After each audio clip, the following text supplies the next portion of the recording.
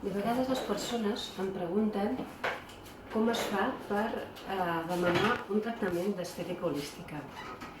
En primer lloc, volia comentar que l'estètica holística no és sinó una manera diferent d'entendre l'estètica. Si l'estètica convencional treballa la part externa, que sigui harmoniosa, que sigui estètica, que sigui bonica i que compleixi amb uns cànons de bellesa actual, a l'estètica holística el que fem és mirar el conjunt de la persona i veure si aquell problema que té reflectat al seu aspecte físic correspon a algun problema intern.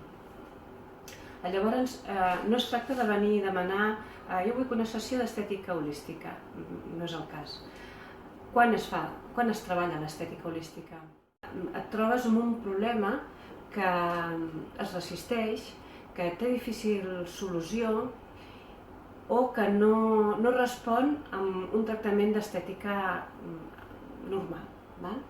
Llavors, el que anem a mirar és una mica més enllà, d'on ve aquest problema.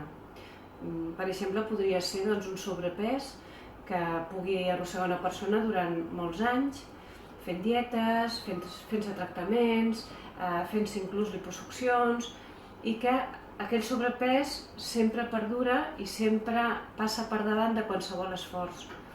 Doncs de vegades s'ha d'anar a buscar una miqueta més a nivell intern, no? Què ens està dient aquest sobrepès? A qui estem sent fidels? Segurament pot ser una mare, una àvia, una besàvia. Llavors, el que treballem és el conjunt, de dir on està el problema i anem a solucionar-ho a l'origen. El mateix podríem dir, podria ser també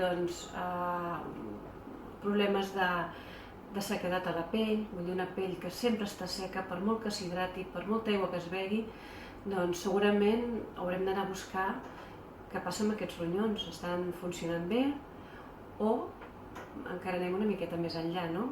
Anem a treballar l'estat emocional, que en aquest cas correspondria a les pors, no? A què tenim por, de què tenim por, des de quan tenim por.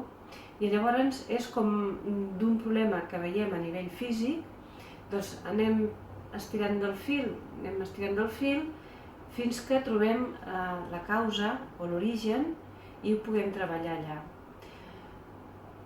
Clar, un tractament d'estètica holística ve a base de tenir una confiança i de tenir sobretot un concepte o una consciència de que tot el que nosaltres transmetem a nivell físic és una conseqüència de com estem interiorment, de la nostra salut, dels nostres estats emocionals, la nostra forma de vida, els nostres hàbits, d'un conjunt.